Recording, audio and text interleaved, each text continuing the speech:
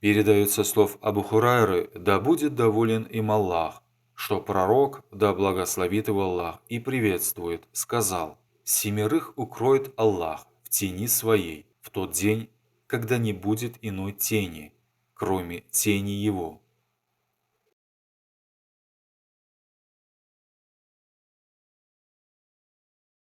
Хадис под номером 651. Сообщается, что Абу Муса, да будет доволен им Аллах, сказал: пророк, да благословит его Аллах и приветствует, сказал: наибольшую награду за совершение молитвы получат те люди, которые проходят наибольшее расстояние до мечети, а награда дожидающегося молитвы, чтобы совершить ее вместе с имамом, будет больше награды того, кто совершает молитву, а потом засыпает. Глава. Достоинство раннего совершения полуденной молитвы. Хадис под номером 652.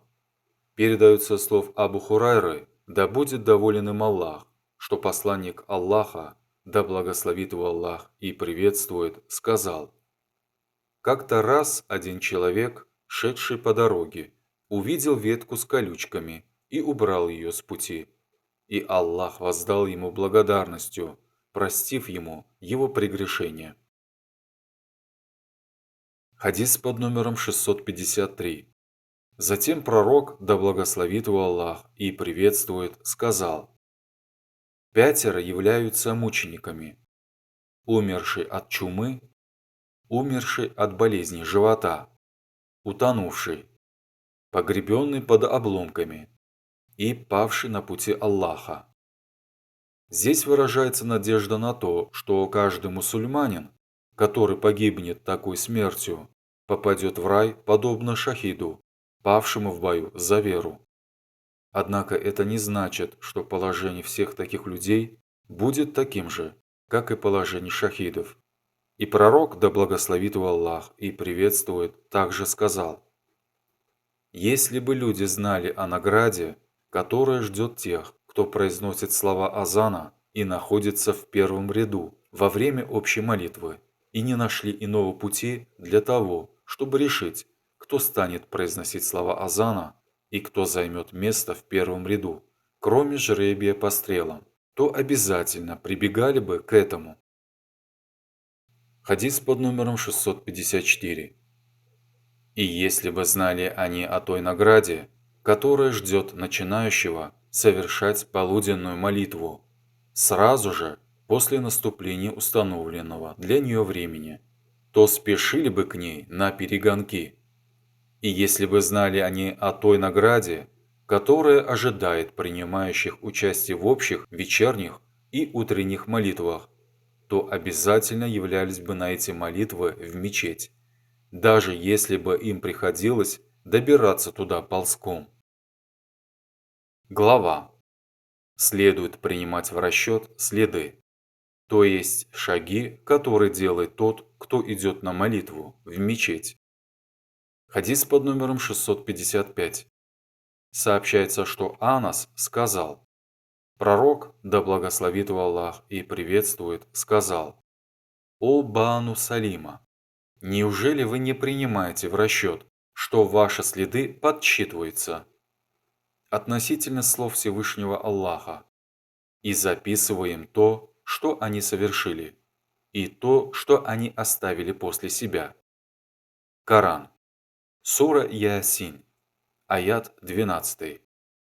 Муджахид сказал: их шаги. В одной из копий этой книги сказано: их шаги – следы, которые они оставили ногами на земле, по которой ходили. Хадис под номером 656. Передаются слов Анаса, да будет доволен им Аллах, что в свое время люди из племени Бану Салима захотели переселиться из своих домов поближе к пророку, да благословит его Аллах и приветствует. Однако посланник Аллаха, да благословит его Аллах и приветствует, не желал, чтобы они обнажили Медину. Иными словами, пророк, да благословит его Аллах и приветствует, не хотел, чтобы окрестности Медины обезлюдили, в результате чего город остался бы без прикрытия. И сказал: «Неужели вы не принимаете в расчет, что ваши следы подсчитываются?»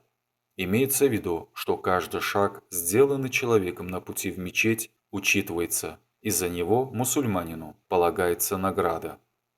Муджахид сказал: «Их шаги – следы, которые они оставили ногами на земле, по которой ходили». Глава. Достоинство общей вечерней молитвы. Хадис под номером 657.